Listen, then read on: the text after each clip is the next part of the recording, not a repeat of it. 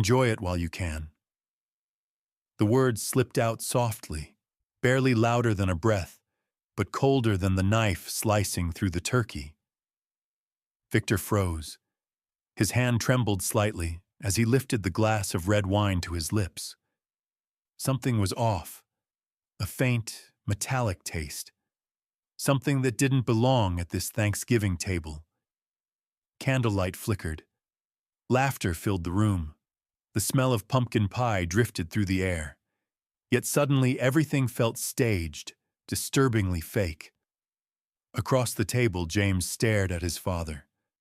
Not the look of a son anymore, but of someone waiting for an ending. Victor forced a smile, trying to hide the numbness spreading across his tongue. But in that instant, he understood. The real poison wasn't in the wine. It was in that cold, merciless gaze, the one that had slowly killed whatever love still lived in a father's heart. Thanksgiving was meant for gratitude. This year, it marked the beginning of a war, where family ties would be dissected, and every word became a blade.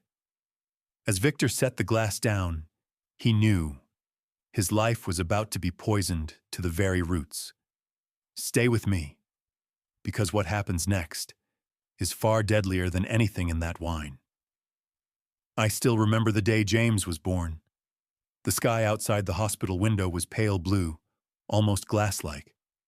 Martha, my wife, squeezed my hand, drenched in sweat but smiling through it all. "Look," she whispered, trembling. "He has your eyes." I leaned down to see the tiny face wrapped in white cloth, and in that moment, I swore to myself, he would never go without anything in this world. Years later, our small suburban home was always full of laughter. I worked as an engineer at a construction firm, late nights, long days. But every time I opened that front door, the smell of Martha's apple pie and the sound of toy cars rolling across the floor washed away every ounce of fatigue. When he was little, James loved to sit on my shoulders, holding a plastic hammer, shouting, "I'm building houses like Dad." We were inseparable until the world started changing, and I was too busy to notice. By the time James turned 15, work had swallowed me whole. Projects, site trips, endless blueprints. Martha would whisper gently, "Victor, he needs you more than your job does."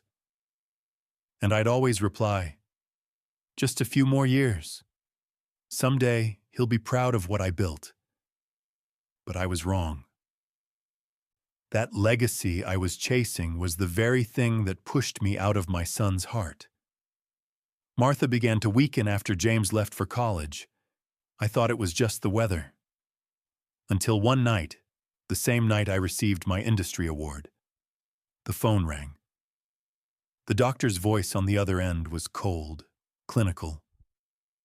She didn't make it. The house fell silent that night. James stood at the doorway, not crying, just staring, with eyes I'd never seen before. "You weren't here, Dad," he said quietly. "Like always." Then he walked away. I wanted to call out, but my throat locked. And in that kitchen, still filled with the scent of Martha's pumpkin bread, I realized everything we'd built was slowly falling apart, and there was no turning back. After Martha's funeral, the house felt like an empty shell. Every footstep echoed like the ghost of someone I used to be. James didn't stay. He moved into his dorm earlier than planned. When I asked why, he just said, "I need space to breathe." Only later did I understand. He wasn't looking for space to breathe. He was escaping me. The calls came less and less. The messages shorter each time. "I'm busy. I'm fine, Dad. Don't worry." I sent birthday gifts he never opened. Visited, but he was never home. So night after night, I'd pour 2 glasses of wine, one for me, one for Martha, and whisper, "I was wrong, my love. When James graduated, I showed up early, sitting in the third row. I wanted to take a photo of him on stage, but when our eyes met, he looked right through me. No smile, no wave. A young woman stood beside him, her hand in his. He's grown up, I told myself. But deep down, I knew. The distance between us had turned into a wall I could never climb. A year later, I brought white daisies to Martha's grave. James was already there, hands in his pockets, staring down at the headstone. I stepped closer. "You know," I said softly, "your mother always believed we'd find our way back to each other." He didn't look at me, just gave a faint, bitter smile. "She believed a lot of things, Dad. But in the end, she died alone." My heart sank. "What are you talking about?" "I'm talking about the truth," he said. "Her whole life she waited for you to look up from your blueprints. Just once. You chose projects over dinner tables, buildings over family." I wanted to argue, but I couldn't. Each word from him cut like a blade. Then he turned to me, eyes wet but cold. "You used to say Mom was the light in this house." He paused. "Do you know what you were?" I stood silent. The dark. The wind stirred the dry leaves, rustling the memorial paper pinned to the stone. James walked away, leaving me standing alone before my wife's grave. And in that moment, I finally understood. It wasn't time that killed us. It was the silence we never dared to break. 3 years after that conversation at the cemetery, my life drifted by like a drying river. I lived alone in the old house. Every frame still held Martha's face, while the one photo of James sat face down under a layer of dust. I kept a part-time role at my old firm, half because I couldn't stand the silence, half to keep my mind from thinking too much. One morning, I opened the mailbox to find a thick envelope stamped by the bank. Inside was the statement for the savings account I'd built over 20 years, nearly my entire retirement. I frowned. Why was the balance so low? Almost 60% of it gone. Last transaction, transfer to a joint account, V. Grant and J. Grant. J. Grant. James. I sank into a chair. My heart pounded. Not from anger, but from fear. I had never signed any power of attorney. The more I read, the shakier my hands got. That joint account had been created 2 years ago, right around the time James paid me a visit to help Dad manage money more conveniently. I remembered that day, him standing in the living room, voice gentle. "Dad, let me organize the paperwork. People get scammed all the time now." I believed him, didn't even think to question it. Deep down, I wanted to believe my son wasn't as cold as the look he gave me at the cemetery. Now, it all dissolved like smoke. I drove to the branch. The teller studied the file, then knit her brows. "Mr. Victor Grant, yes, we have your signature on file, but it appears to be a scanned copy. We received it by email from your account." "I never sent any email." She paused, lowered her voice. "If you suspect fraud, you should call the police, but, to be candid, these documents passed verification." I walked out of the bank with a cold sweat down my back. Outside, yellow leaves spun through the air. The wind cut like ice. I called James. He picked up mid-ring, calm as if none of it mattered. "I'm in a meeting, Dad." "What's up?" "Why was my savings account transferred into your name?" "Oh, that," a soft laugh. "I consolidated it." "Easier to manage. You don't really keep up with this stuff anymore. Don't worry, I'll handle it." "No one gave you permission to do that." "Come on, Dad. You always told me to trust family, right?"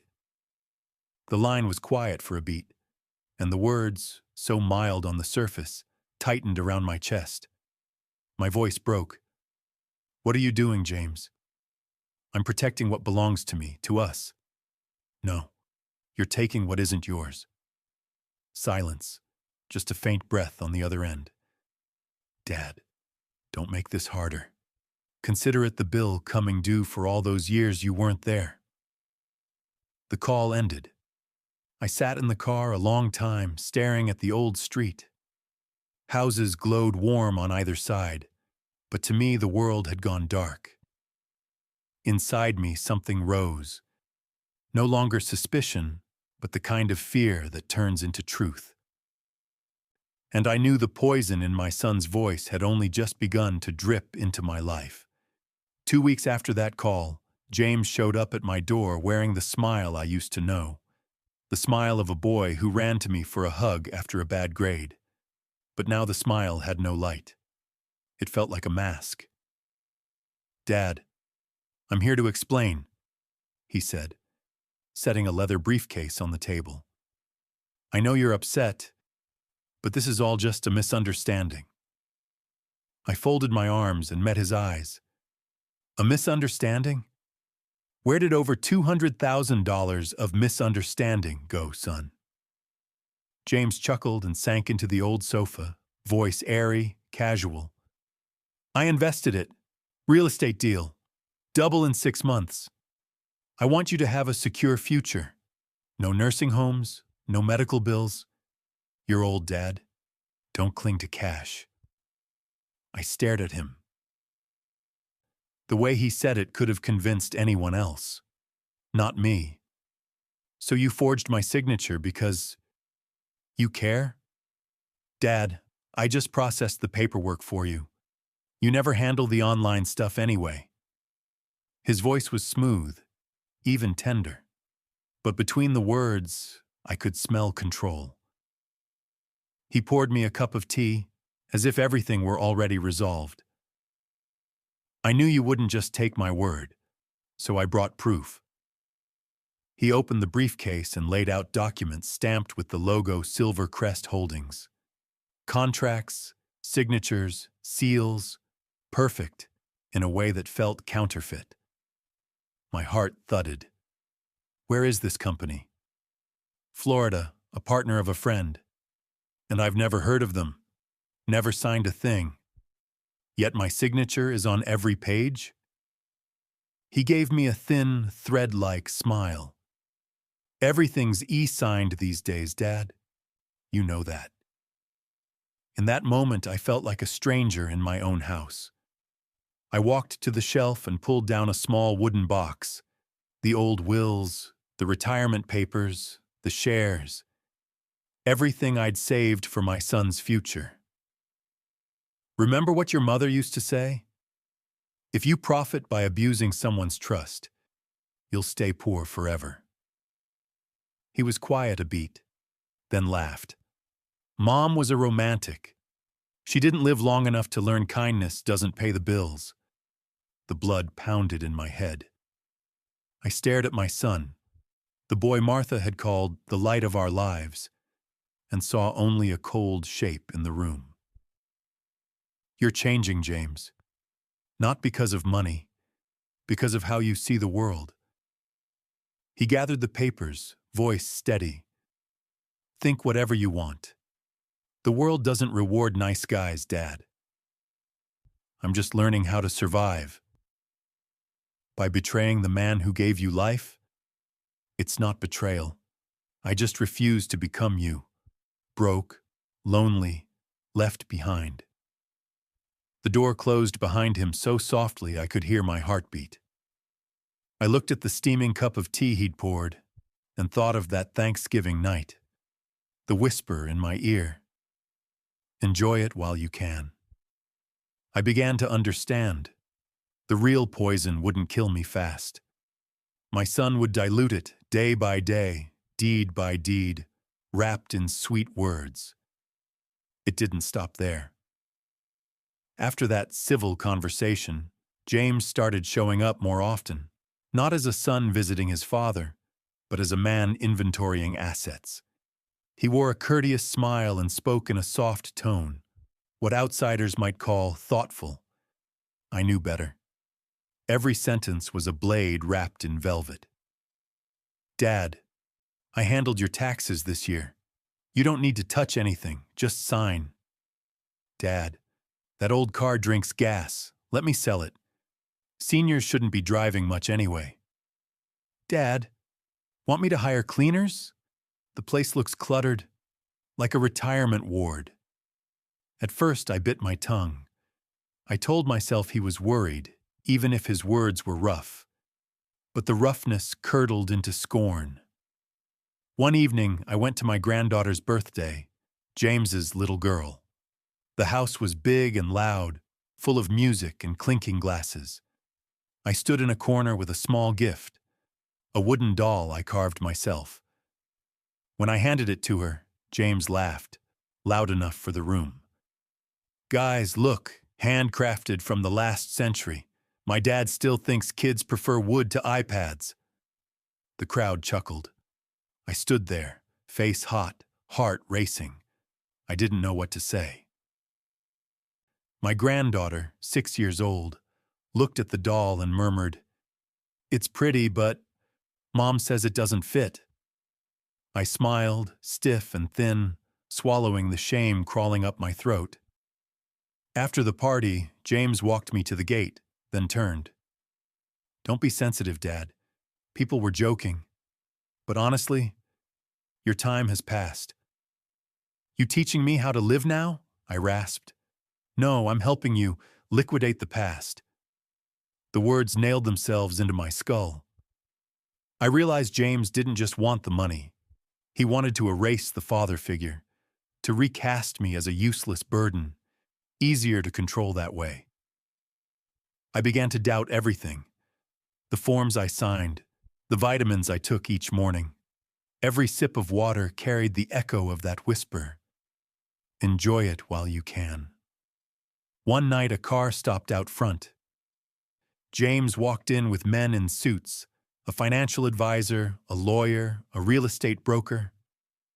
"Dad, it's time to sell this house. It's too big for you. We'll put the proceeds into a fund, steady income, no headaches." I looked around, the walls that held Martha's laughter, the floor where James took his first steps, and my chest tightened. This is my home. No one sells it but me. James arched a brow. "You sure? Because I remember a property authorization, with your signature." The air thickened. I stood, shaking. "What are you saying?" He smiled, voice dropping to a whisper. "I'm doing what you taught me. If you want to keep something, control it first." He turned and left me in the cold room. I looked around, every wall, every frame, suddenly unfamiliar, as if I were living in someone else's house. For the first time in my life, I knew what it meant to lose everything and still be breathing. The final stab arrived on a morning that looked perfectly ordinary. I was making coffee when the doorbell rang. A delivery man left a thick envelope on the porch, stamped with the logo of my old construction company, the place I'd given 30 years of my life. I opened it, and in seconds, the world caved in. A letter stated that my shares in the company, 15% of the total, had been transferred to James Victor Grant. Date of signature, 3 months ago. Signed by me. I dropped into a chair, paper trembling in my hands. 3 months ago. The same time James helped with my taxes. I remembered signing a stack of documents. James said it was shareholder information updates. I wasn't wearing my glasses, and wanting to hurry, I signed without reading closely. Now it was all clear. Not just the savings, not just the house. My life's work had been taken too. No screaming, no knife, just signatures on paper, and I'd been erased from what I built. I drove to the office. Former colleagues stared with pity. The new CEO, a man who once trained under me, led me into his office. "Mr. Grant, I'm truly sorry. We thought you wanted to transfer control to your son. The documents were validated by your personal attorney." "My attorney?" I laughed, bitter. "Who is that supposed to be?" He slid the contract across the desk. In the corner was the signature of Lawrence Fielding, the lawyer James had introduced as a trusted friend. The CEO lowered his head. "Mr. Grant, everything is legal." I stepped back onto the street as rain began to fall. The road I'd walked for years blurred, as if even the sky couldn't bear to look at the truth. My phone buzzed. James calling. I answered. His voice was steady, almost gentle. "You've seen it then." "Why, James?" I asked, barely above a whisper. "Why would you do this to me?" "Because I have to protect what's mine. Do you know what I've watched all these years? A man living in the past, clinging to things he'll never let go. You turned your career into a prison, and I was the inmate." "No, James," I said softly. "You just made yourself the warden." Heavy breathing on the line. "You don't get it. I'm ending the cycle, our family's cycle of scarcity and loneliness. By stealing your father's name and honor? Honor doesn't pay bills, Dad." The words hollowed me out. I looked at my reflection in the rain-streaked glass, small, tired, alone. What rose inside wasn't anger. It was a pain so deep the heart forgets how to beat. That night, I came home and opened the old cabinet where Martha's will was kept. Between pages yellowed by time, I found the line she'd handwritten before she died. "If the day comes when he betrays you, don't seek revenge. Let justice do its work. Love doesn't need to shout. It only needs to stand tall." I sat for hours, staring at her handwriting, then gently folded the paper. That night I understood. I couldn't be silent any longer. Tomorrow I wouldn't be the father who was betrayed. I'd be the father who stands up, and the first round, between me and my own blood, would begin. I hadn't planned on going to that party. James's 40th birthday, really just a victory lap for a man who climbed into a corner office on things that weren't his. But the invitation came to my door with one handwritten line I couldn't ignore. "You should come.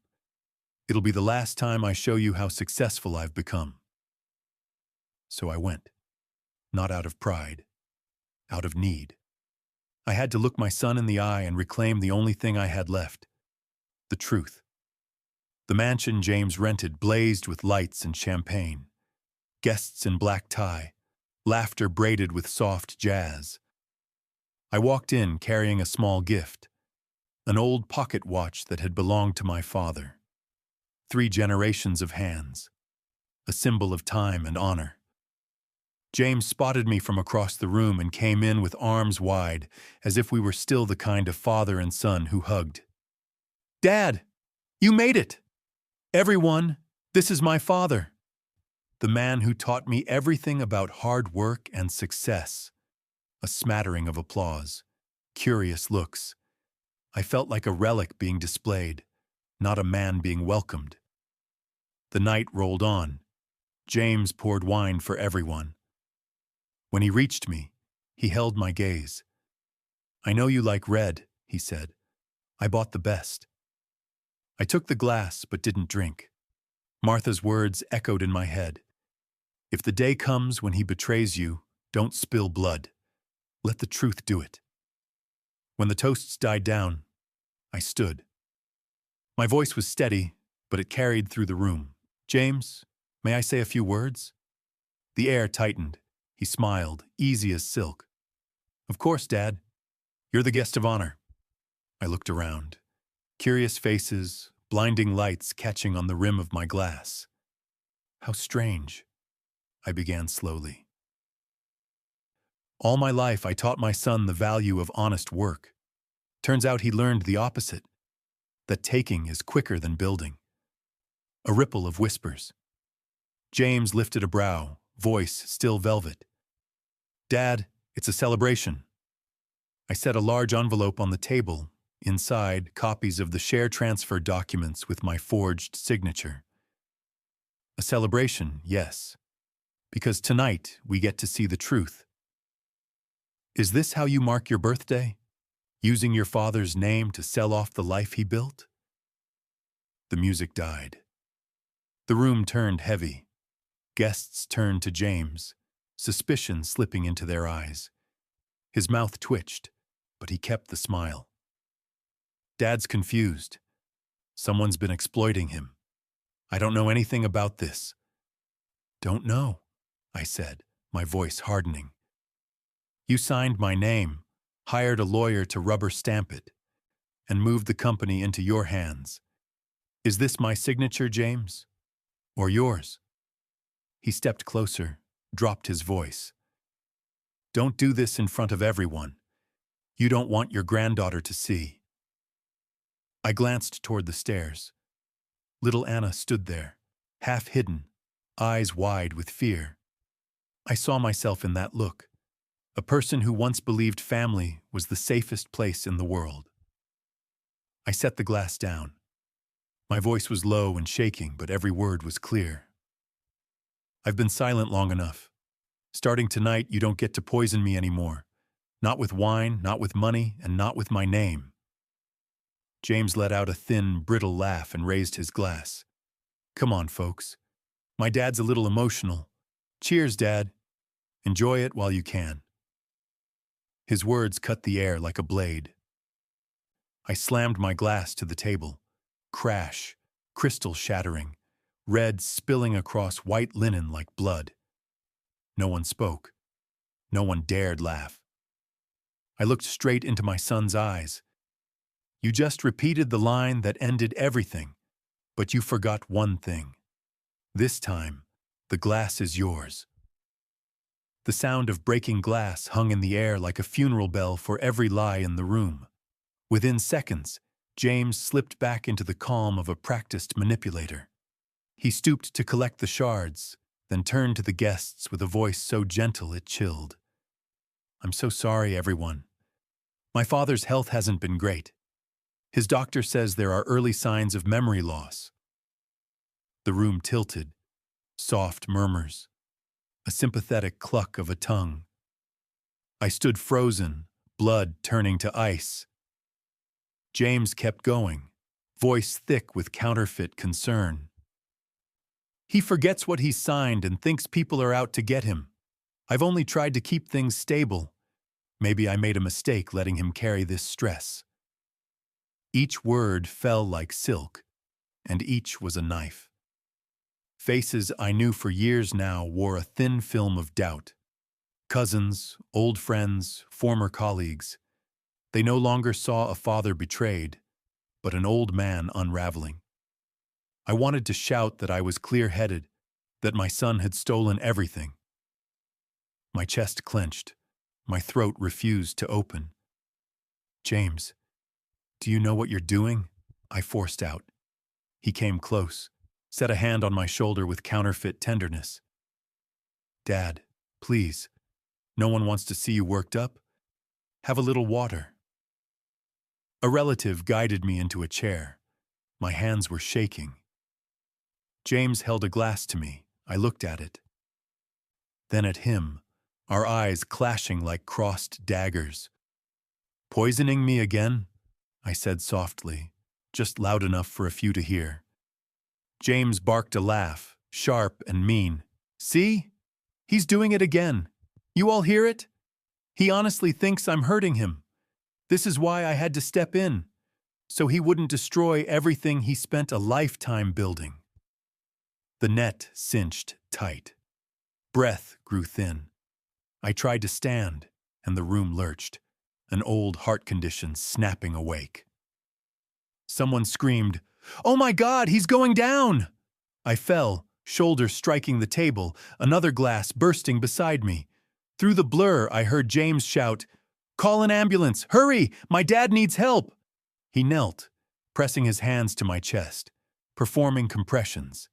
In his eyes flickered the slightest fear, not of losing a father, but of losing control of the narrative. Gasping, I clutched his wrist and hissed, "You can fool them, but not your own conscience." He said nothing. His eyes went dark, glacial. When the EMTs arrived, they wheeled me out through a fog of voices. Just as the doors of the ambulance closed, I saw James in the entryway, arm around his wife, lips moving to the guests. Tragic, really, but at least he still has me. That sentence. The final shot in his well-rehearsed play. On the ride to the hospital, I didn't think about the pain jackhammering in my chest. I thought about this. My son had poisoned me twice, once with words and once with public humiliation.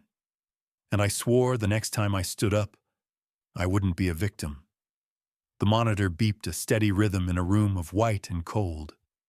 I woke to the sting of antiseptic, my throat dry as dust.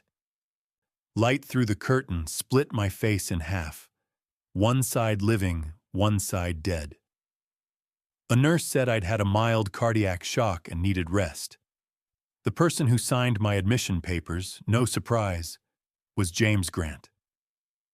On the clipboard at my bedside, his scrawl, "I've taken care of everything.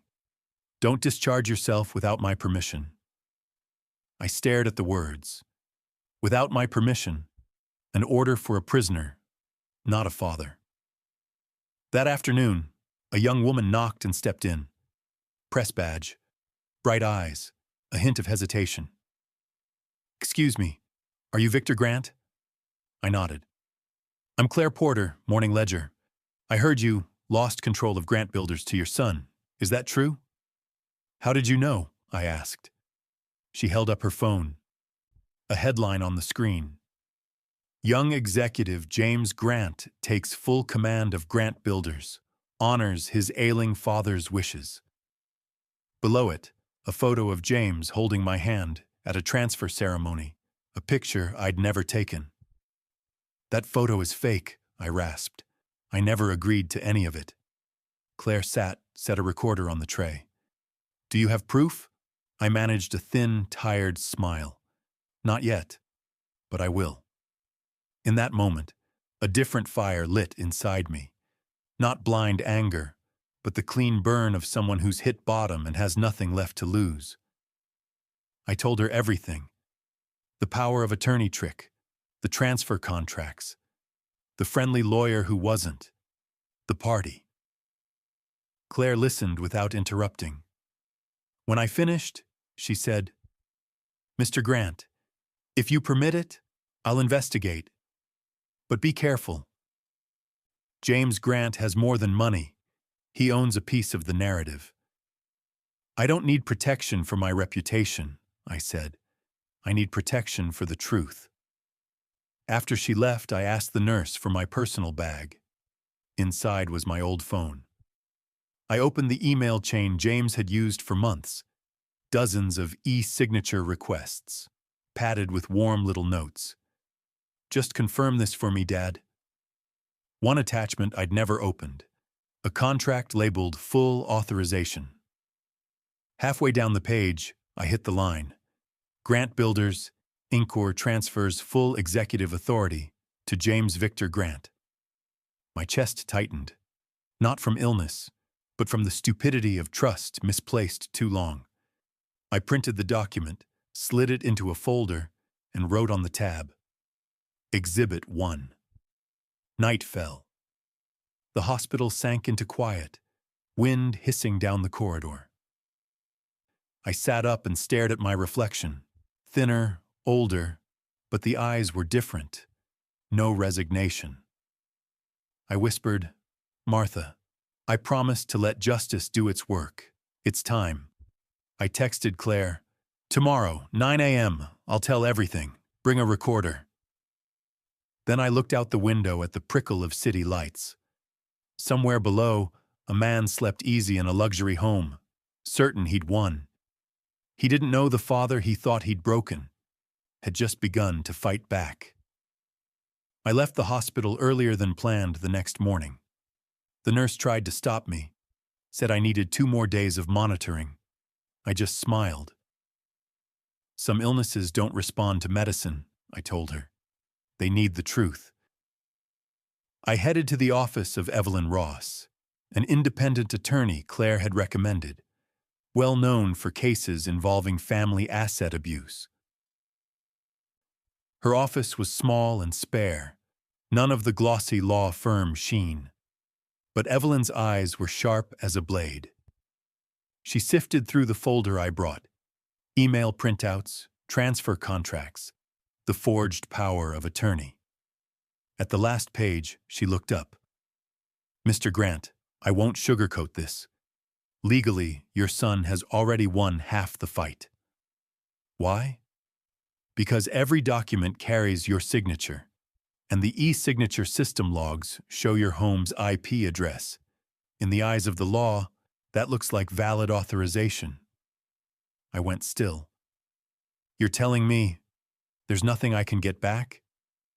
"Not exactly." She set a hand on the stack. "If you can show you were manipulated or coerced when you signed, deception, undue influence, this pivots.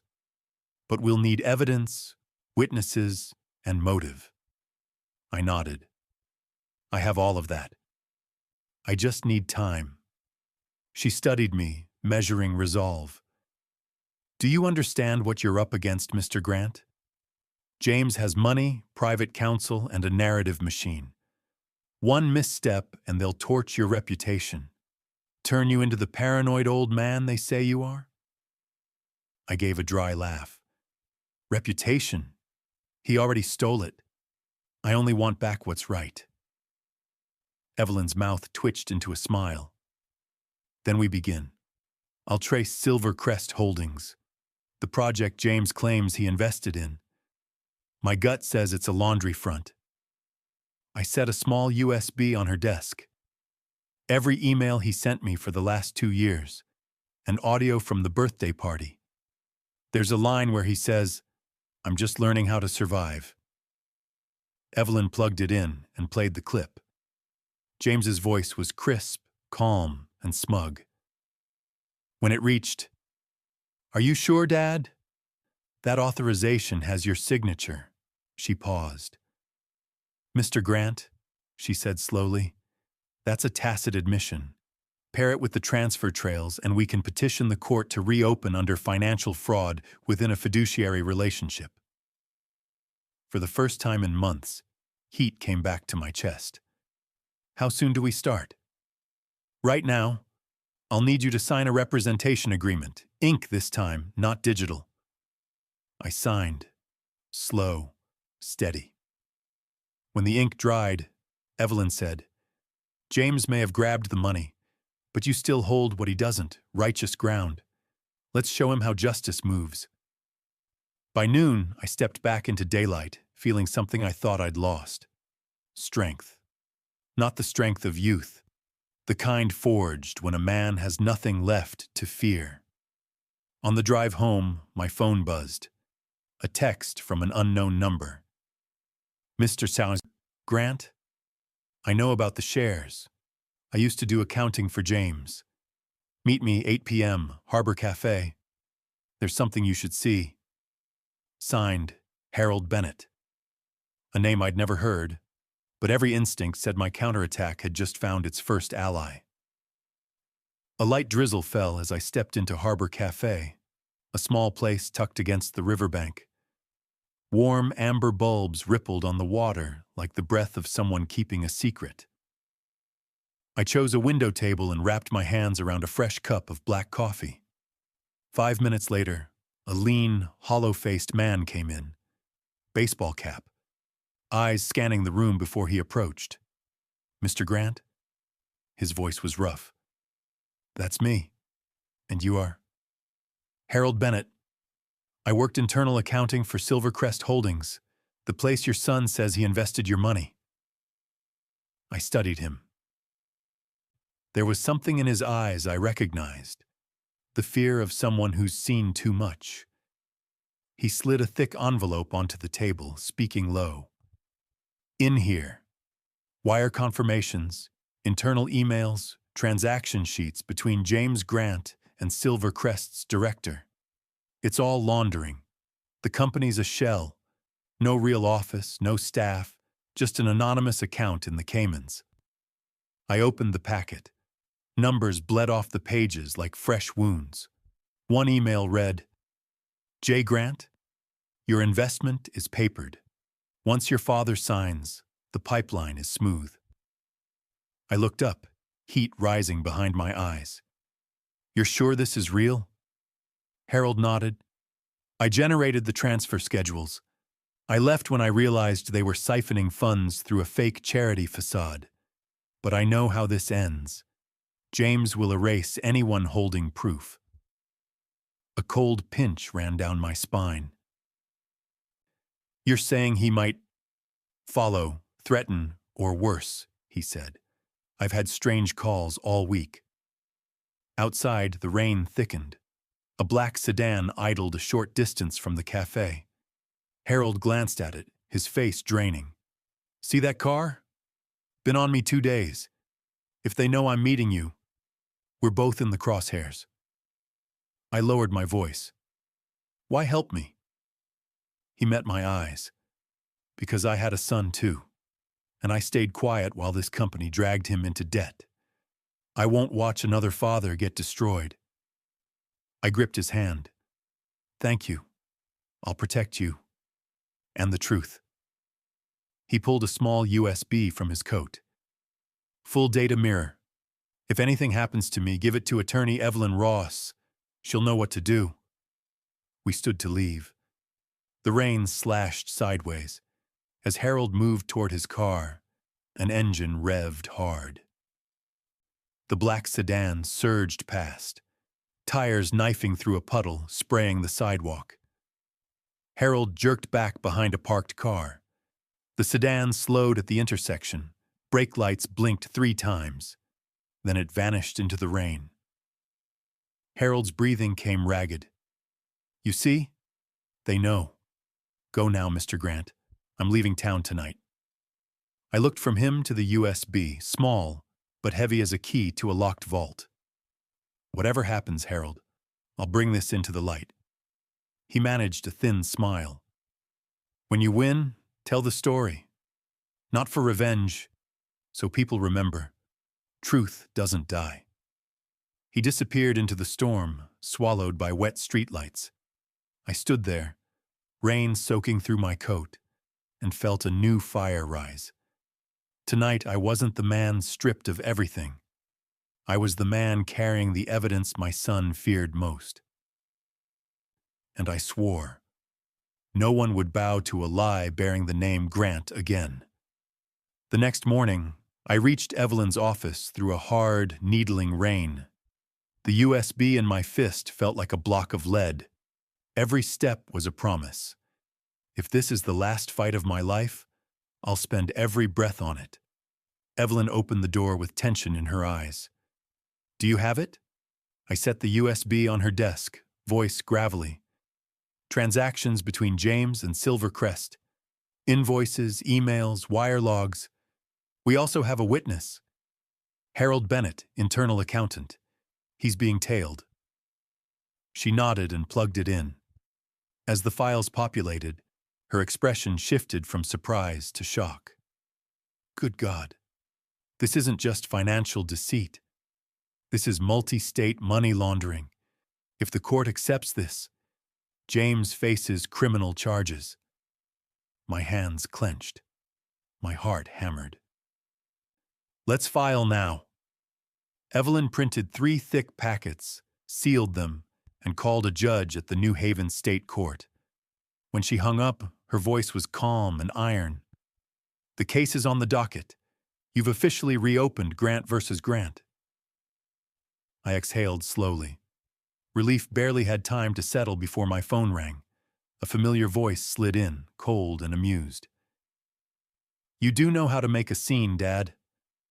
"James, you already heard about Harold?" I asked. "Of course. He's not smart enough to realize crossing me doesn't end well. You just threatened an innocent man." "No, I'm protecting my name, and you should understand that. Because tomorrow I'm filing countersuit for defamation and unlawful possession of company property." I laughed, dry and stony. "So we're taking this to the headlines, son?" "No, Dad," James said softly. "I'm taking it to the light. The public loves a story with a hero and a madman. Which one are you picking?" The line went dead. Evelyn had heard enough from my side to go pale. "He'll weaponize media to force you on defense. We should freeze your accounts to stop retaliatory levies or tax maneuvers." "And the company?" "Motion filed. The court will temporarily freeze relevant accounts pending review." By afternoon, the news cycle detonated. Executive James Grant sues father, alleges IP theft and disclosure of trade secrets. Sources claim Victor Grant shows signs of cognitive decline and is being manipulated by reporters. The broadcast ran footage of me leaving the courthouse, tired, clutching a file. Then they cut to James, crisp and clear before a wall of mics. "I only want to protect my father from those exploiting him." Those words hit my name like a thrown brick. But this time I didn't bow. I looked straight into a camera and spoke slowly. "If justice demands blood to be proven, I'm willing. But don't confuse filial piety with greed." That soundbite aired that night, and strangely, it stuck. Comments started surfacing online. "If he's senile, why does he speak so clearly?" "I worked at Grant Builders. James isn't clean." Evelyn texted me one line. "Public sentiment is shifting. We're leveling the board." I sat alone in the dark and watched the segment replay, my son smiling into lights. I didn't feel hatred, only a grief so heavy it felt like weather. "James," I whispered, "you're building walls to protect yourself, but I will be the first to bring them down." Wind scraped the window frame. On the table, fresh printed legal briefs breathed that new paper smell. The legal war had only just begun. But this time, I wasn't alone. 3 days later, the city woke to a front-page headline in the Morning Ledger that hit like a siren. "The poison in the family. When greed wears the mask of devotion." An exclusive investigative report by Claire Porter. I sat in a small cafe with the paper spread open. The cover photo froze that birthday night moment. Shattered stemware, red wine bleeding like blood, James and me at opposite ends of the table, our eyes locked like strangers across a border. The caption asked, "When father and son become a battlefield, who's really doing the poisoning?" Claire wrote it with everything she knew and everything she'd witnessed. The piece traced my path, from a father rumored to be losing his mind to uncovering the shell company called Silver Crest Holdings. She never called James a thief outright. She only asked, "If this is all in Victor Grant's head, why do the laundry records match his son's signature?" That question flew like an arrow straight through the public square. Within 24 hours, the poison in the family was trending at the top. People split into camps, shouting across the timeline. "Doesn't James Grant look like one of those heirs who inherit but never build?" "The old man sounds lucid to me." "Maybe both are toxic. One drinks it, one mixes it." And me? I kept quiet. I didn't want to win by headlines. But justice only starts speaking when the crowd stops to listen. By noon, Evelyn called, thrilled and worried at once. Have you seen it? Claire's piece is driving James up the wall. He just hired PR firm Ferris and Cole to fire back. My bet, they'll flip this into delusional father and opportunist reporter. I rubbed tired eyes. Let them talk. The truth doesn't need advertising. True, but the public does sway. Brace yourself. They're going to go after Claire. That evening, exactly as Evelyn predicted, James took a primetime interview. He looked drained, voice trembling just enough, composed just enough. I love my father, he said. But he isn't himself anymore. People are exploiting him to smear me and our family. The Morning Ledger article has deeply hurt us. The host nodded gravely and flashed a photo of me in the hospital, gaunt, hollow-eyed. What do you say to those who insist Victor is still sharp? Sharp? James gave a sad smile. A lucid father doesn't sue his son. Someone's pulling his strings. I watched the replay in my dark living room, heartbeat ticking like a metronome. The way he spoke, the press of his lips, the performance was flawless. A victim costume tailored to terrify the truth. That night, Claire's phone lit up nonstop. She texted me, "James just threatened to sue me for defamation. Don't worry, I still have Harold's recordings." I stared at the screen and tightened my grip on the phone. "Hold the line, Claire," I wrote back. "We're not fighting television. We're fighting the dark." Outside, the rain started again. Warmer this time. No matter how many voices James paid to speak for him, the toxin in this story had already seeped into the bloodstream of the news cycle. And once truth begins circulating, there's no washing it out. 2 days after the poison in the family hit the front page, the internet exploded. One side called me a brave father willing to face a lie. The other mocked me as old and paranoid. The war had left the courthouse and spilled into posts, clips, and comment threads crowded with sharpened words. At exactly 8 p.m. Wednesday, James struck back. A 5-minute video dropped everywhere titled, "The Truth About Victor Grant, a Father Controlled by Reporters and Resentment." It opened with footage of me in the hospital, eyes shut, oxygen in my nose. Over it, James's voice, tender to the point of fakery. "My dad used to be wonderful, but after Mom died, he unraveled. I tried to protect him. They turned love into a crime."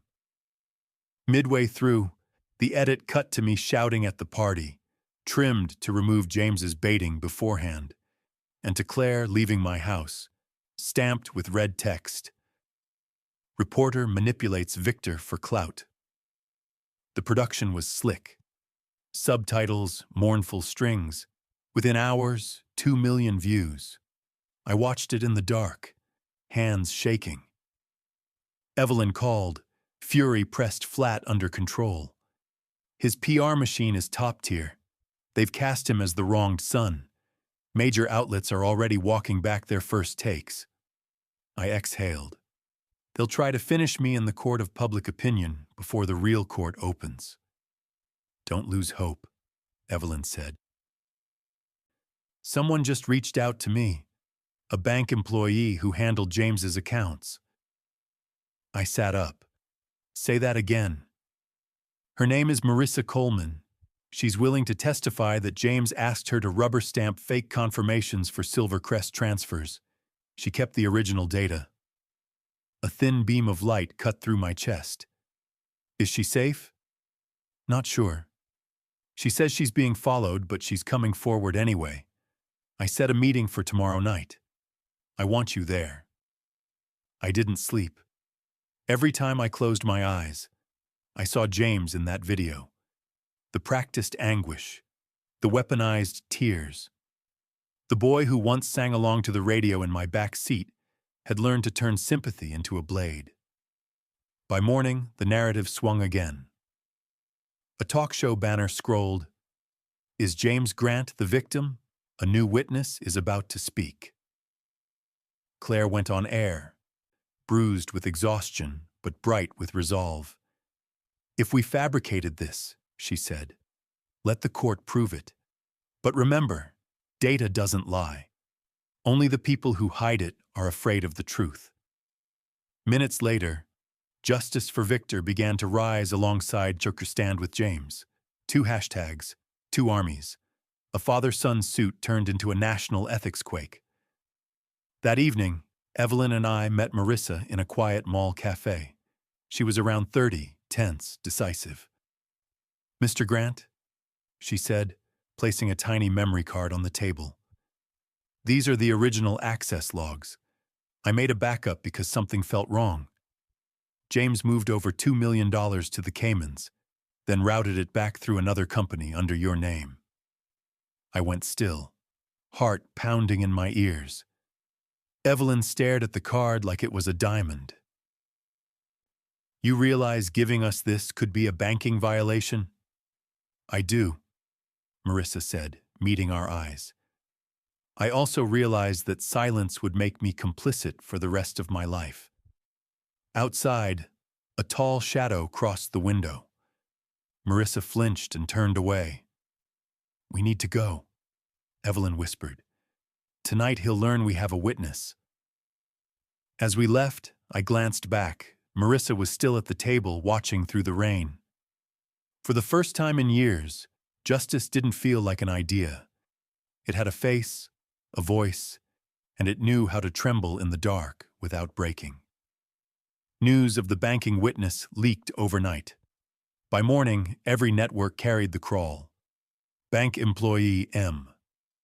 Coleman says she holds financial proof linking James Grant to shell company Silvercrest Holdings. The media storm James once controlled turned to swallow him whole. I sat before the screen, watching comments flood by.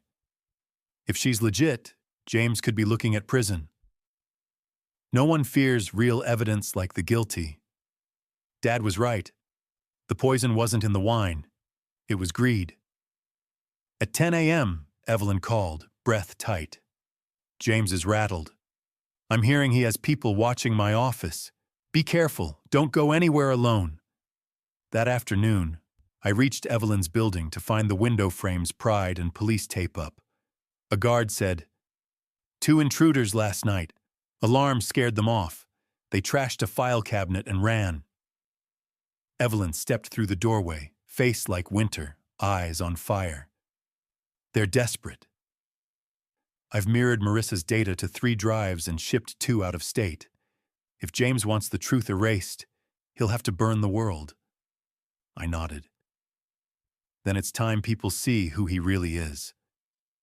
We called an emergency meeting with Claire. She arrived with Marissa's video testimony. On camera, Marissa laid out how James gamed the bank's protocols, pushed her to validate sham transactions, and threatened her if she spoke. At the end, she looked straight into the lens. "I'm not doing this for revenge. I'm doing it for the truth, and for a father who lost everything because he trusted his son." Words stuck in my throat. Evelyn touched my shoulder. "We publish at 8 p.m., she said. "Same time as James's scheduled TV appearance." At dusk, the lights in the office went dark. Only the monitor glowed. Evelyn hit send.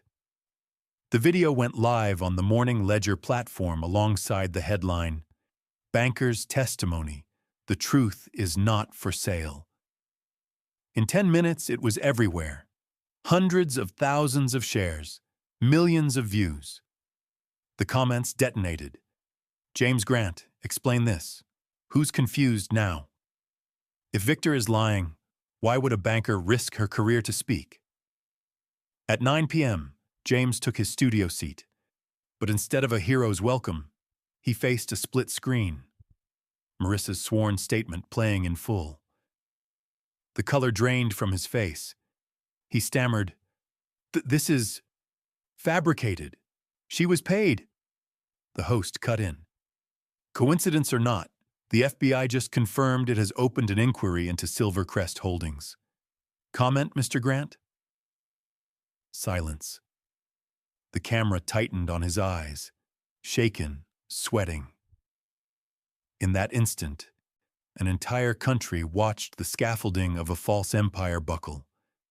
Late that night, Evelyn texted, "Judge just approved a freeze order on James Grant's assets pending investigation.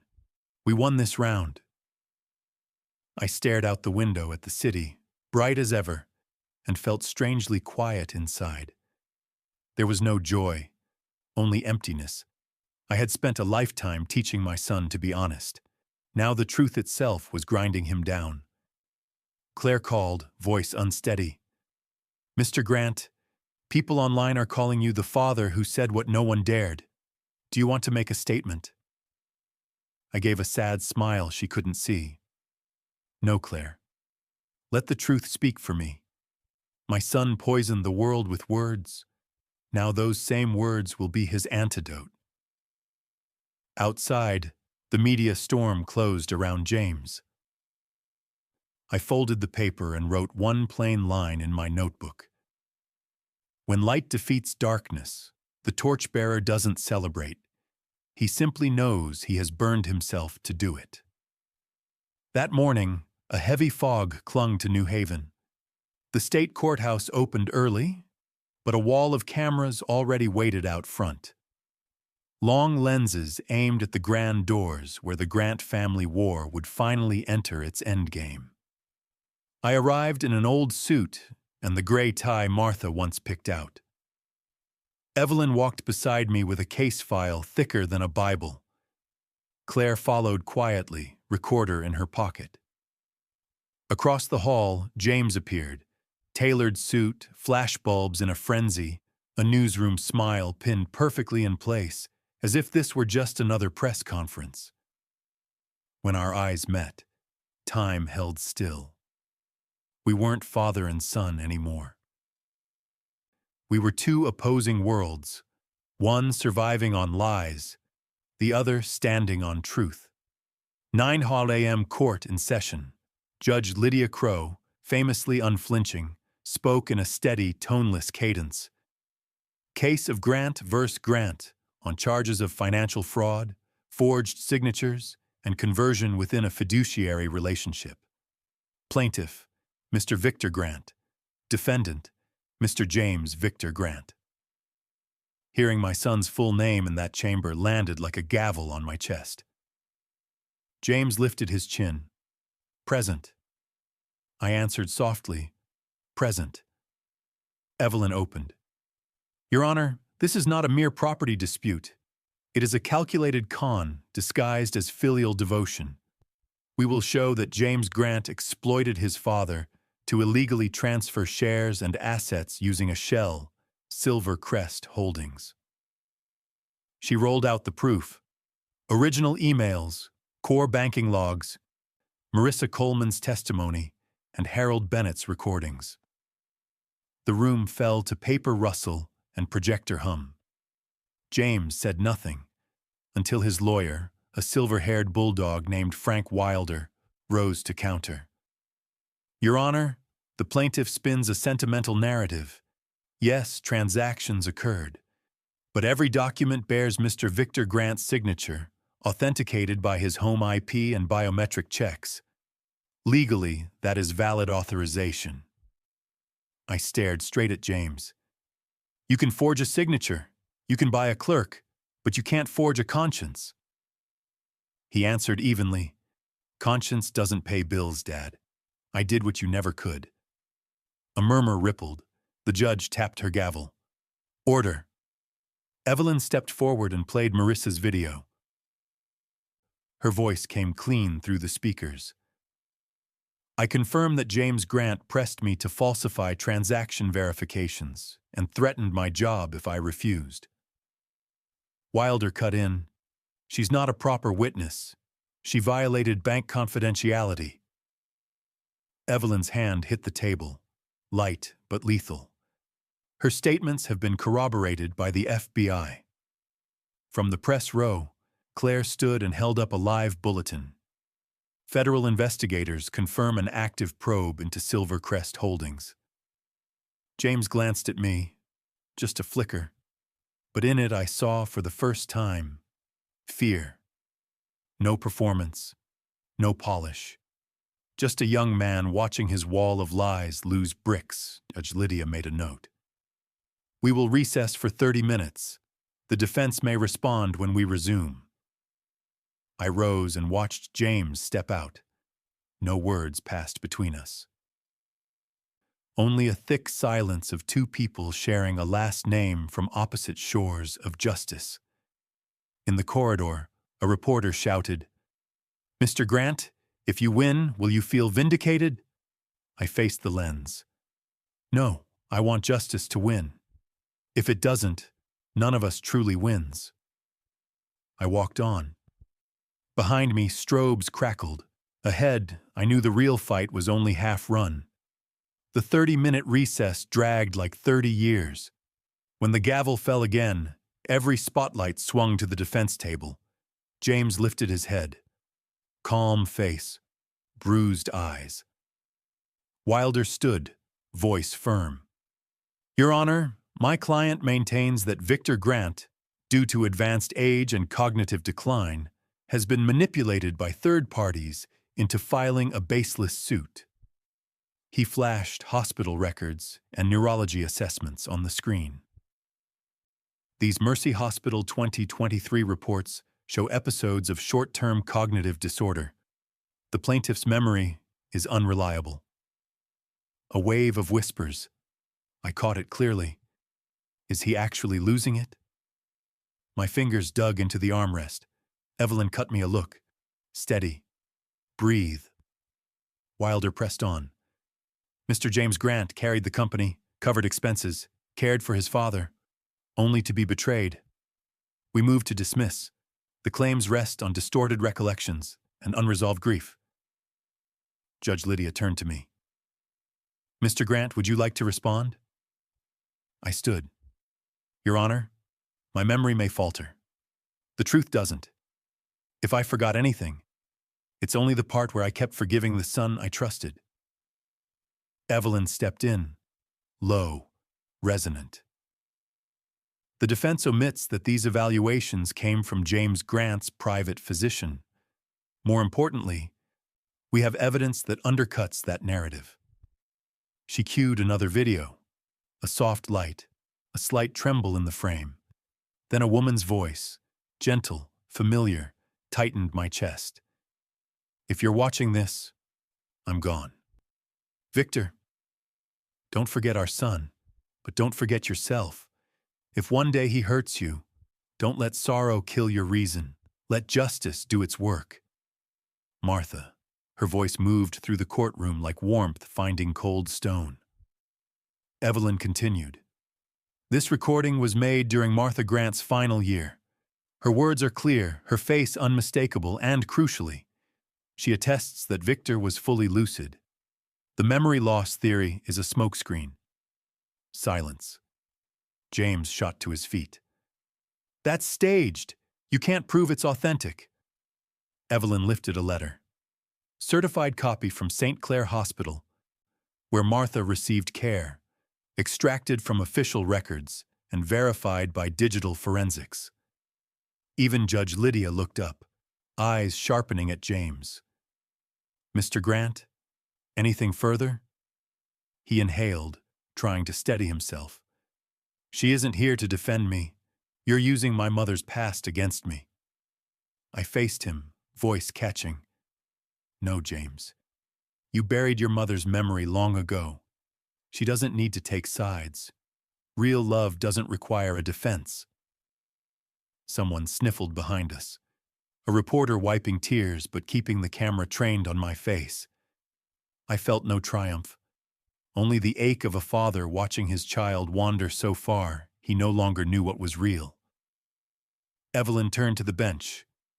"Your Honor, I'll close with this. No man losing his mind could keep his wife's promise for a decade and still find his way to this court for justice." Judge Lydia inclined her head. "Noted. Court will recess 24 hours for review of testimony and exhibits." We reconvene tomorrow for final arguments. The gavel cracked.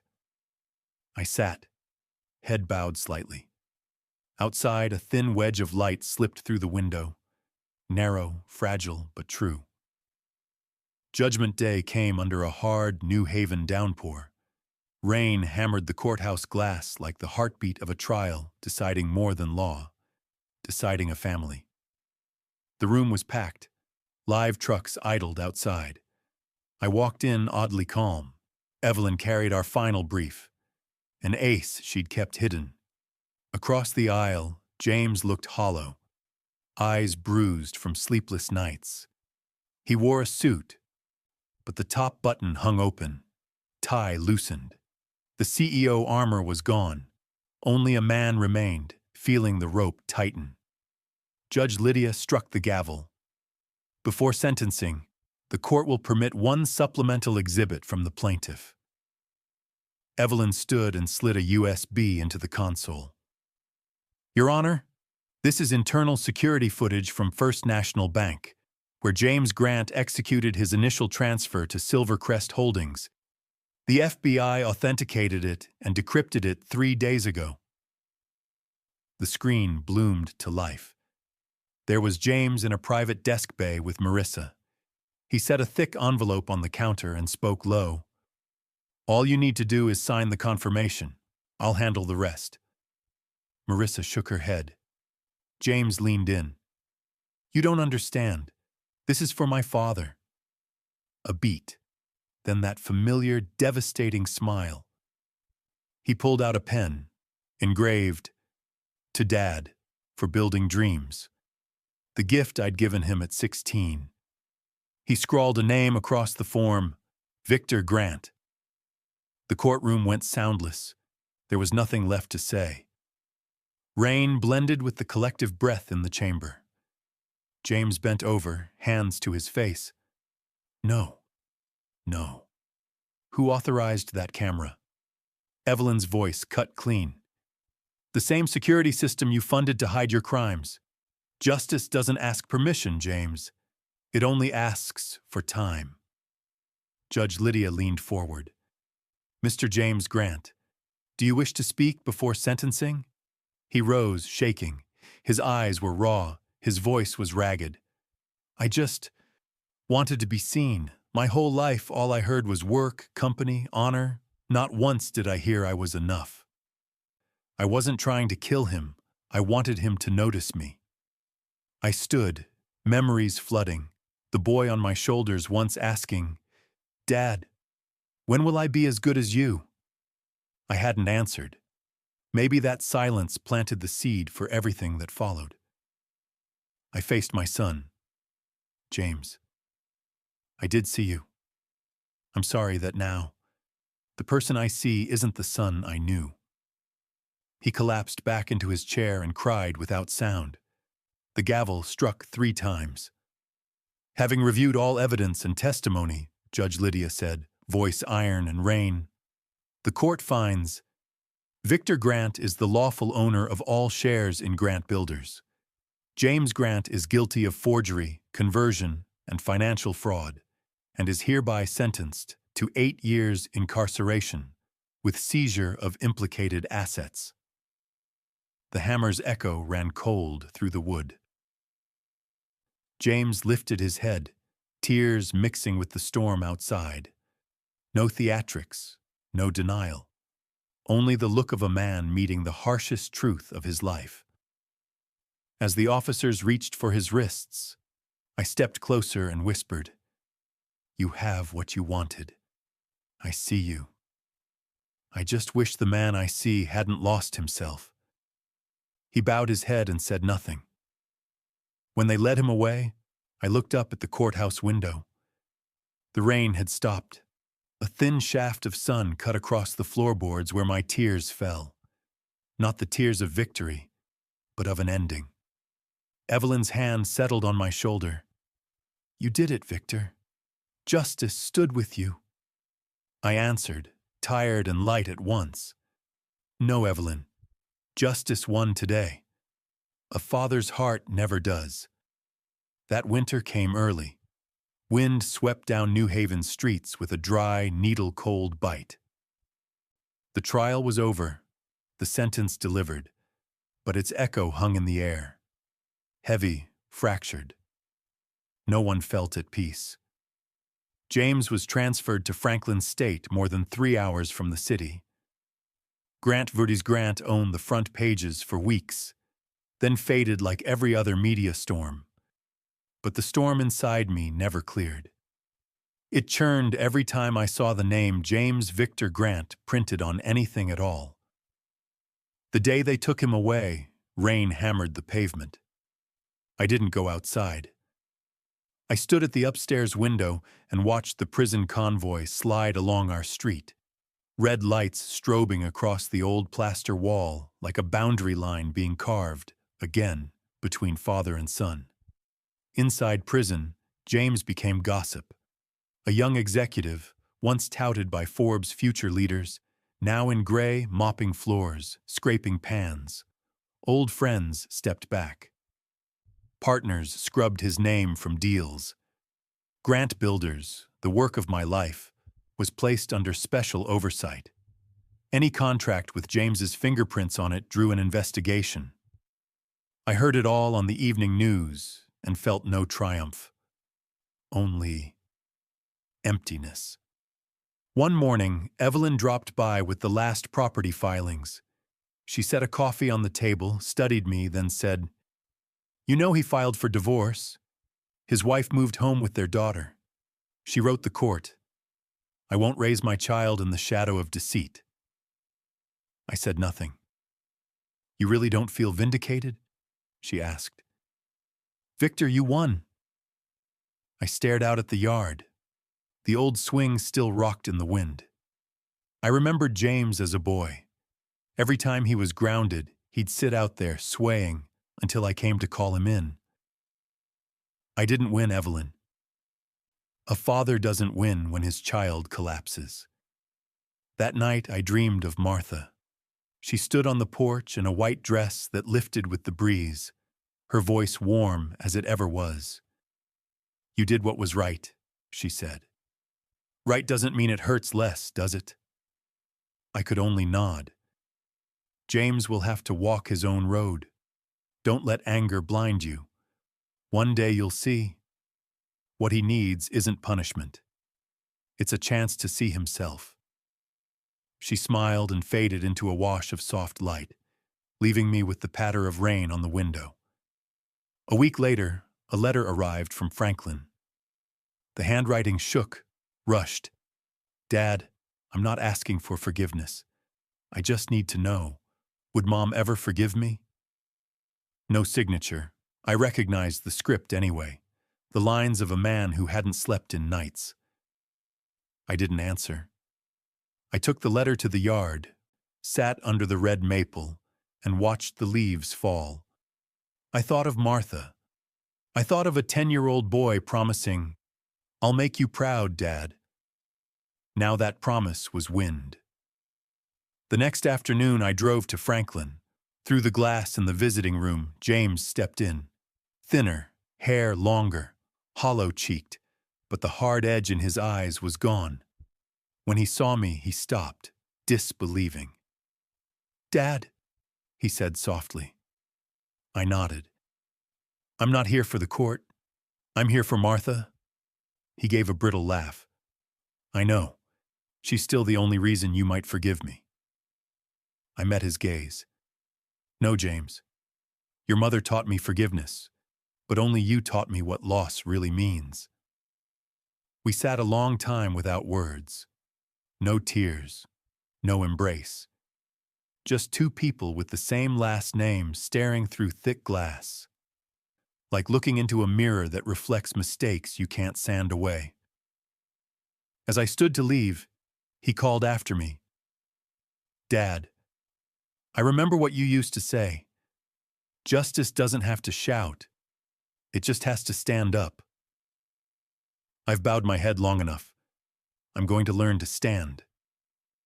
I walked the cold corridor.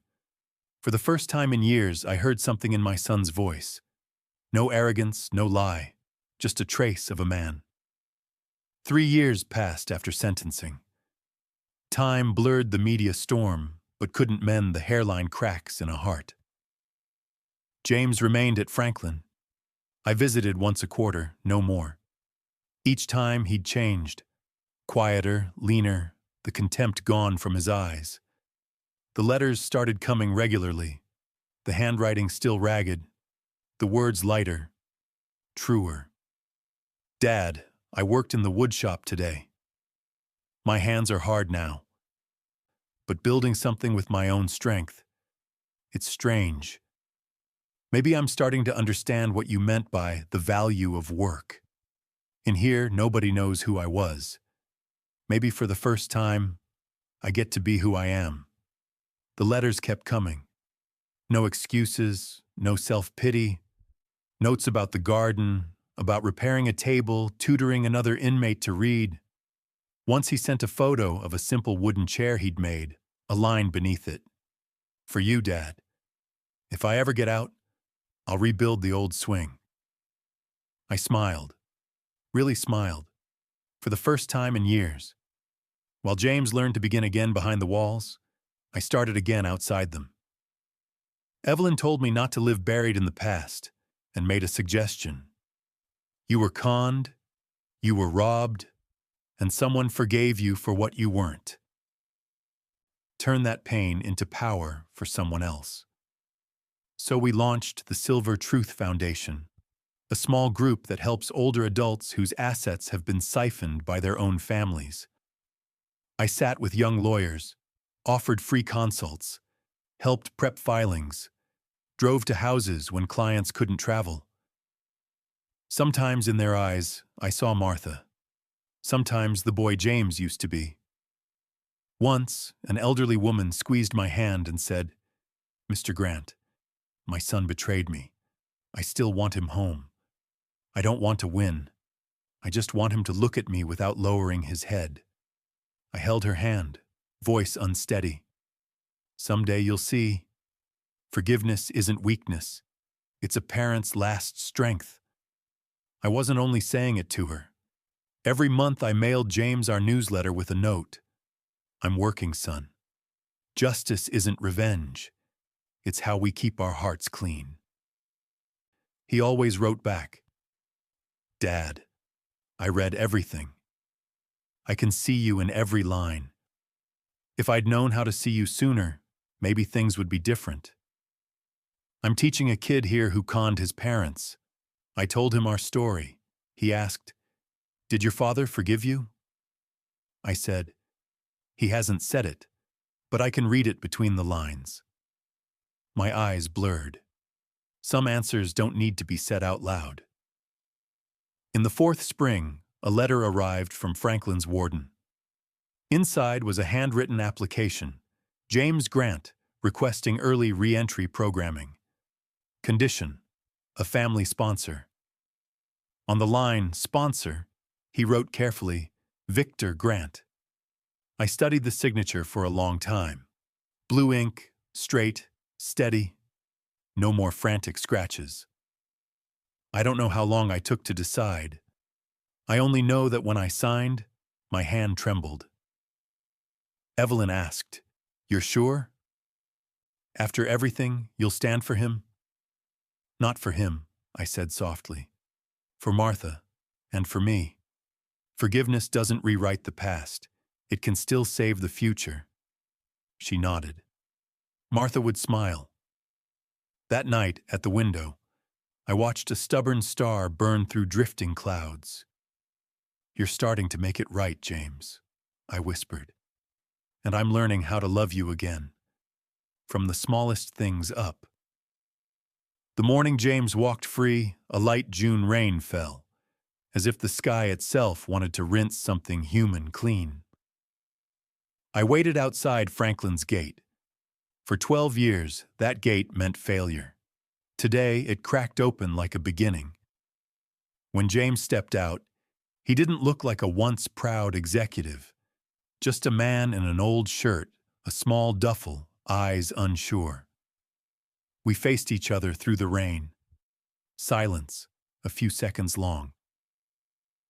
Then he said quietly, "I didn't think you'd actually come."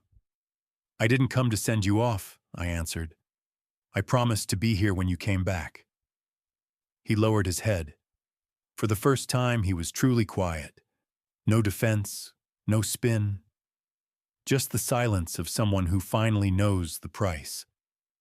On the drive home, he watched the old streets slide past, the diner on the corner, the building that once housed Grant Builders, a new name on the glass, a different owner. "I thought I'd make history there," he said, throat tight. "Turns out the only thing worth remembering is how I lost it." "Sometimes loss is the lesson," I said, "so you know how to cherish what's given back." In the first months, James lived with me at the old house in the suburbs. The rooms that once held our shouting were unusually still.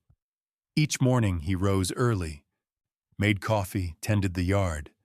I read the paper and watched him. Not a criminal, not a case file. A son learning how to be a man again. One evening he came in with a stack of papers. "Dad, I want to work for Silver Truth. No salary, no title. I want to help people like you, and like me. People who lost everything to trust in the wrong hands." I studied him, then nodded. "All right, but this time you don't stand for the name Grant. You stand for yourself." He smiled, and for once the smile didn't hide anything. From then on, he traveled with me. Conferences, nursing homes, small county courthouses where we guided families through exploitation cases. People recognized him, whispering, "That's James Grant, the son his father sued." James didn't look away. He bowed his head and said, calm and even, "Yes, that's me. I'm learning to rewrite the story." One autumn afternoon, we were honored in Greenridge. After the ceremony, an elderly woman with silver hair took my hand, her voice shaking. "Mr. Grant, your foundation saved my home. My son came back and apologized. If you hadn't kept trying, I would have forgotten how to forgive." James stood behind me, stunned. She turned to him with a kind smile. "You're James, aren't you? Thank you for your courage." He bowed, eyes wet. "No, ma'am. The courageous one is my father." I put a hand on his shoulder. "No, James. It's us." As the event ended, a representative from Franklin walked up with a small wooden box. "Mr. Victor Grant," he said, "this is from former inmates at Franklin. Because of your funding, the Rebuild Path program expanded. Many of them now have jobs, families." Inside the box was a plaque, for those who chose to rebuild, not revenge. That night, back home, James sat on the porch beside the new swing, his careful replica of the old one, simpler and stronger. "Dad," he said quietly, "I think I finally understand what Mom meant. Justice isn't meant to punish. It's meant to help people find the part of themselves they lost." I looked at him, and something new rose. Not pride, not tears. Peace. Martha once said, "Forgiveness is when pain stops steering the wheel." I think tonight we finally touched it. On my desk, I placed 2 photos side by side. One of us outside the courthouse, faces tight, storm closing in, and one from today, both of us smiling in the amber light, the Silver Truth Foundation sign behind us. 2 images, 2 lives, separated by a road called Reckoning. Maybe it's the only road that can carry a father and a son back toward each other. Autumn. The moon hung beyond the trees, its light smudging through the window of James's room. On the porch, the swing creaked in the wind, like the heartbeat of a memory. The house was quiet, but in his head, the Franklin gate still clanged, over and over. 3 months out, and James still hadn't slept a full night. Each time he closed his eyes, the old images rushed back. The judge's gavel, his father's steady face in court, Martha's disappointed eyes in dreams. Some nights he jolted awake, sweat cold, chest heaving, only to meet a room so dark and silent it felt like a verdict. "You killed Mom a second time, didn't you?" The sentence never left his ears. No one said it. He heard it anyway, thin, precise, rising from the dark. James began to write, not for the court, not for his father, for the mother who'd been gone more than a decade. On the desk, a blank page. Beside it, an old wooden pen etched, "For James, love, Mom." His fingers shook as he set the nib down. "Mom, I don't know if this letter can ever reach you, but I have to write it. If I don't, I'll lose my mind. I thought I understood you. I convinced myself your legacy was sacrifice, protecting the family at all costs. I used that as my permission slip for everything, even betraying the only person who truly loved me. I was wrong. I didn't protect anyone. I only protected my pride." He looked up at the faded photo of Martha. Kind eyes, a smile weathered by years. The words came faster. "Mom, on sentencing day, I looked at Dad and saw myself. Older, emptier, tired. I used to think winning and losing were everything. The worst loss was losing the person I was. In prison, I met men just like me. They cheated, they took, and told themselves, we only wanted a better life, but when the lights went out, everybody cried. No one really slept, Mom, not even me. Someone asked if I regretted getting caught or what I did. I stayed quiet. Because if you were here, you wouldn't ask that. You'd ask, do you love anyone besides yourself? I think I understand now, and I'm afraid I forgot how to love." A gust slipped through the porch and flipped the page. His hand trembled, ink bled into a gray bloom. He let it stain and kept writing. "Dad is quiet as ever. But I know every look is a fight, between forgiving me and the hurt I put there. I can see it in his eyes. Forgiveness isn't what I thought. It isn't, I'll let it go and that's it.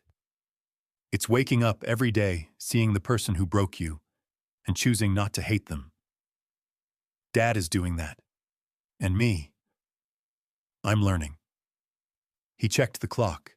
Nearly 3 a.m. He stepped onto the porch. Night air, damp leaves, a sky the color of ink. He watched the swing, where his father sat most evenings, quiet under the stars. James lowered himself onto the slats and let the chains whisper. "I'm sorry, Mom," he said, barely audible, "for all the pain I gave Dad, and for not saying this when you were still here." The swing creaked, slow and even like Martha's voice once was. "Son, it's all right to hurt. It means your heart still works." James bowed his head and let the tears fall. For the first time since walking out of the gate, the fear faded. Pain no longer felt like punishment.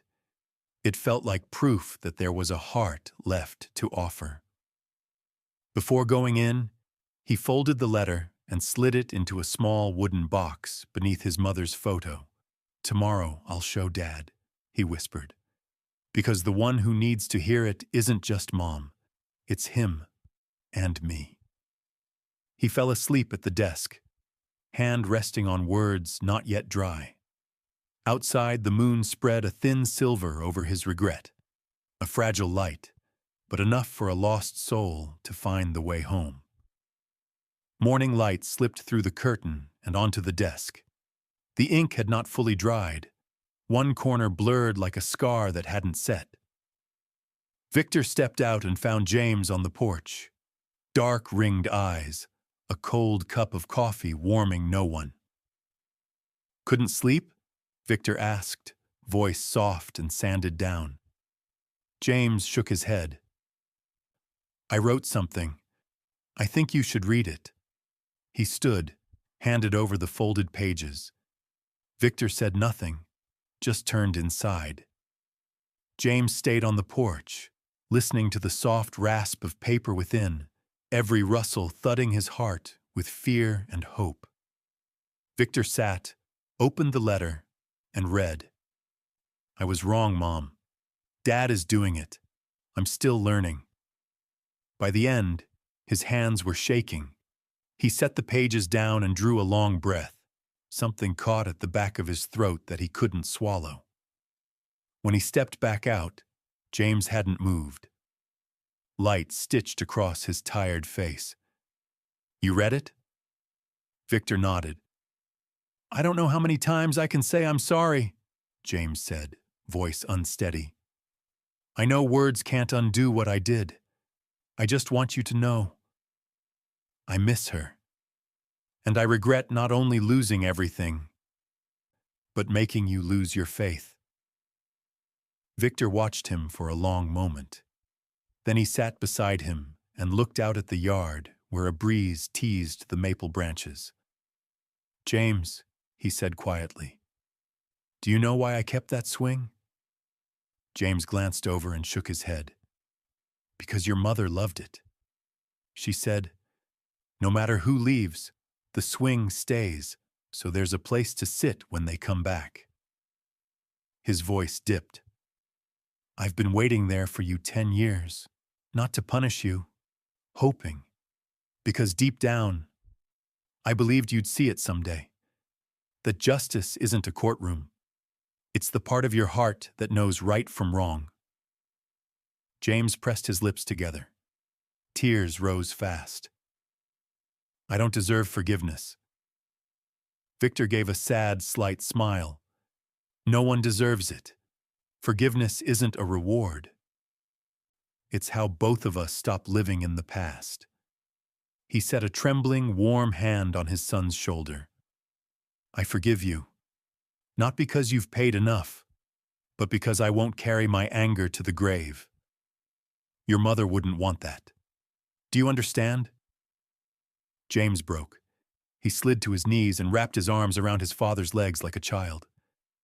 "Dad, I'm sorry. I was lost, blind. I killed the good in me."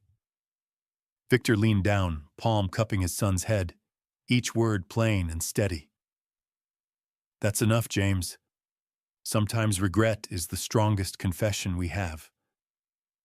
They sat that way for a long time. Wind brushed past. A maple leaf touched their shoulders, light as a whisper that seemed to move around the porch. "You see, in the end, love won." When James finally looked up, his eyes were red but strangely bright. "Dad, can you help me with something?" "What is it?" "I want a new branch of Silver Truth for people who've done wrong. Not to help them hide, to help them start again." Victor studied him, gentleness easing into his gaze. "If you want to make amends, that's the best way I know." James nodded. "I can't fix the past, but maybe I can keep someone else from repeating it." At noon, they stood in the yard to repair the sign, Silver Truth Foundation. Victor held the hammer. James steadied the ladder. When the last nail sank home, Victor paused, watching the letters catch the sun. "I spent my life trying to keep the truth from being stained," he said softly. "You've taught me something. Sometimes the truth needs healing, too." James answered, "And maybe only forgiveness can do that." Dusk lowered like warm gold over the garden. Two men, once on opposite sides of a battlefield, sat shoulder to shoulder on the swing and watched the light fade. No more speeches. The distance between them was gone. On the desk, the letter to Martha lay open. The breeze lifted its first page. In pale blue ink, a line trembled. "Mom, I've learned to love again. Not with power, but with truth." The sky deepened. The first star burned through. And in that small, steady glow, two figures sat side by side. Not a father and son at war, but two souls forgiven. The next spring, New Haven's sky felt impossibly clear. Warm, early winds threaded through the open window of the small Silver Truth Foundation office, where two men with the same last name worked side by side, father and son, no longer adversaries but partners. On the wall, a metal plaque caught the light. Because justice isn't just a verdict, it's a path to healing. In 3 years, Silver Truth grew beyond anything they'd imagined.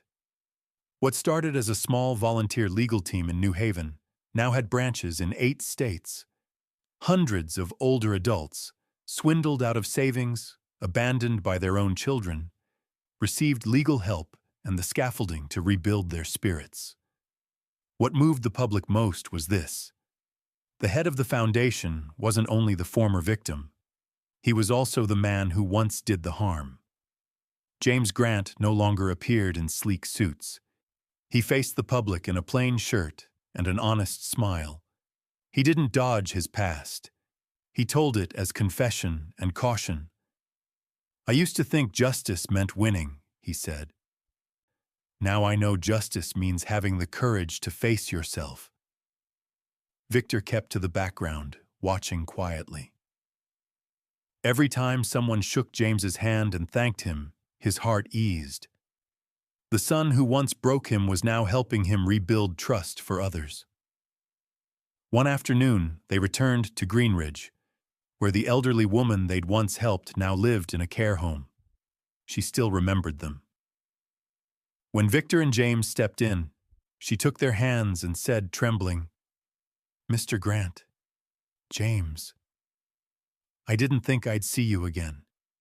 I kept the thank you letter. It reminds me forgiveness is never too late."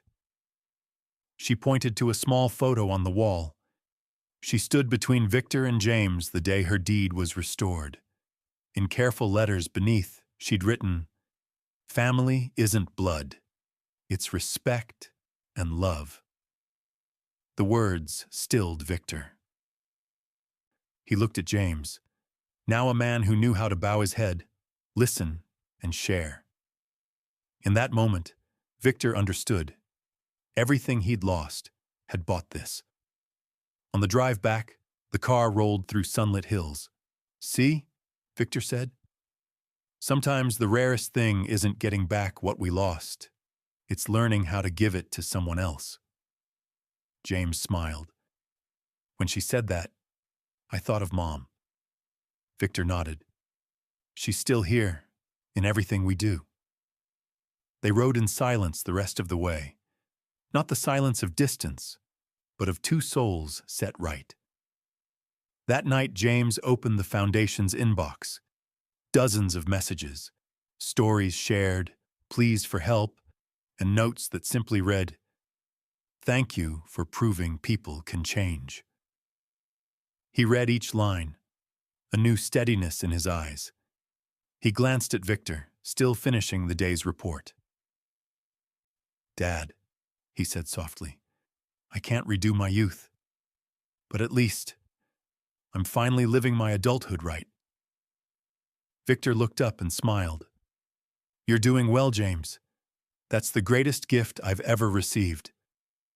Outside, the city lights blinked on. Amid the rush, one small office stayed lit late. The place where two men who once lost everything now guarded the one thing they had left: faith in what people can become. That summer, Victor and James set out on what they jokingly called the Silver Truth Road. They repainted an old box truck white and stenciled a simple line along the side: "Truth travels." They left New Haven and drove across the country, stopping in towns the foundation had once helped. No stages, no cameras, just warm, unguarded conversations that felt as simple and true as their story. The first stop was Greenridge. The elderly woman had passed on, but the care home director handed them a letter she'd left behind. In shaky handwriting, "If the two of you ever come back, tell them I left in peace, because I saw that forgiveness still lives in this world." Victor's eyes blurred as he read. James tucked the letter into his inner pocket, as if to carry a piece of her with him. From Greenridge, they headed south to Nashville, where a young man named Kyle, once saved from prison after conning his father, now volunteered with Silver Truth. When Kyle saw James, his face lit up. They said I'd never change, but if you, someone who hit the bottom, could stand up, I don't have an excuse to lie down. James shook his hand, pride quiet in his gaze. Don't live to prove people wrong, Kyle. Live to prove you're better than yesterday. They went on, Chicago, Denver, Portland, each city another tile in a mosaic of true stories. Grandfathers reclaiming deeds, single mothers restoring stolen accounts, sons and daughters who fell and came back to apologize. Every night, Victor wrote down the names, the words, the looks. He called it a map of atonement, a journey with no finish line, where each pin marked a mended heart. At the final leg, a letter arrived from Franklin, the prison where James had done his time. It was from Warden Howard, who remembered James's first days sweeping the woodshop floor. Word of your work has reached us. The men want to give you a small gift, a symbol of the forgiveness they've learned from your story.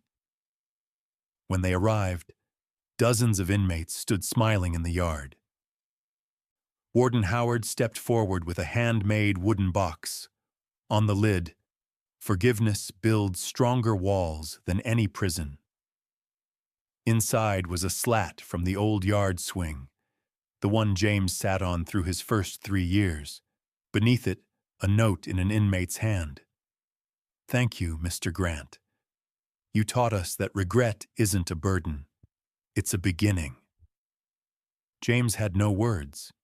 He looked at Victor, whose eyes glistened.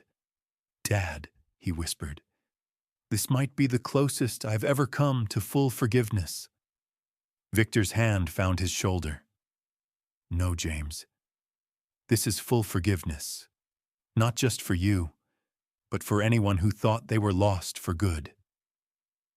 The Franklin yard glowed with evening sun, falling over a place that had once been a hell for one man and had become, now, a starting line for hundreds more. That night, after the ceremony, they drove home in an easy quiet. The sky was crowded with stars, the road a bright thread stitching past to present. James dozed in the passenger seat. Victor kept his hands steady on the wheel while the wind slipped through the cracked window, smelling of earth and wood. Years he'd lost and just found again. Back at the house, James headed upstairs. Victor stayed on the porch where the swing drifted in moonlight. He sat and touched the new plank, a replacement cut from Franklin's gift.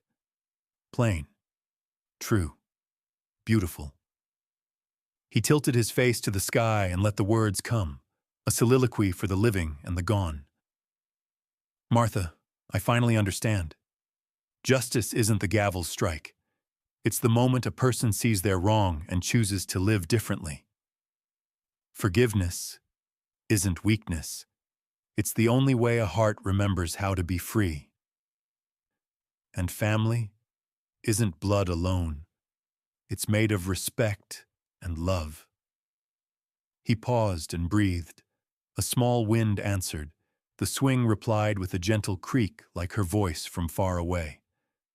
I watched our son lose himself and then find the way back. I watched hatred turn into mercy, pain into purpose. And I know now, every wound can be a window, if you're brave enough to open it. He brushed the engraved words with his fingertips. Forgiveness builds stronger walls than any prison. Victor smiled. Yes, forgiveness is the strongest wall between one human and another. The door clicked. James stepped out with 2 cups of tea and sat beside him. Still up, Dad? Victor nodded. Some nights I just want to sit and know it's really peaceful. James smiled and passed a cup. Me too.